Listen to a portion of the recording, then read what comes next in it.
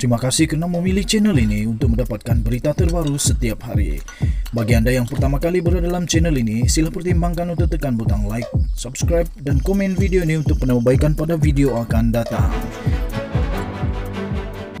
Berita politik, berita semasa, berita ekonomi, berita kesihatan, pendidikan dan segalanya ada dalam channel ini.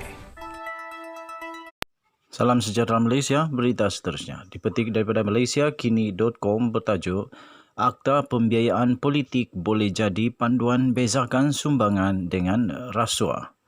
Suruhanjaya Pencegahan Rasuah Malaysia SPRM mengakui Akta Pembiayaan Dana Politik dapat dijadikan panduan kepada agensi itu untuk membezakan antara dana politik dengan sumbangan kepada parti atau ahli politik yang boleh dikategorikan sebagai rasuah. Ketua Pesuruhjaya ASPRM Azam Baki berkata, ketika ini negara tidak mempunyai undang-undang khusus berhubung pembiayaan dana politik, namun Pusat Governance, Integriti dan Anti Rasuah GIACC kini sedang menyiapkan draft undang-undang itu sebelum dibentangkan kepada Jawatan Kuasa Khas mengenai rasuah JKMR.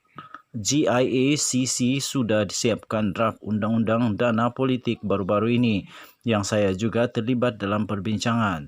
Skop-skop tertentu telah ditetapkan, antaranya parti politik perlu melaporkan dan mengisytiharkan sebarang penerimaan dana daripada mana-mana pihak. Tambahnya lagi, selain itu menubuhkan satu regulator atau Comptroller untuk mengawal sedia dana politik kepada mana-mana pihak dalam parti politik di negara ini, katanya dalam satu wawancara khas secara maya baru-baru ini sempena sambutan ulang tahun BPR SPRM ke-54 yang disambut semalam. Azam berkata, sudah tiba masanya ahli politik bersetuju dalam melaksanakan undang-undang ini. Contohnya, dana politik untuk pilihan raya perlu dikawal atau tidak, seperti yang berlaku di Amerika Syarikat yang membenarkan pembiayaan dana politik diberikan kepada parti tertentu dengan mengisytiharkan pemberi dana tersebut. Dia berkata ahli-ahli politik perlu menyokong pelaksanaan akta ini bagi membuktikan mereka bersih dan bebas daripada sebarang perlakuan rasuah atau salah guna kuasa pada masa yang sama, membuktikan kepada rakyat kepimpinan telus dan berintegriti.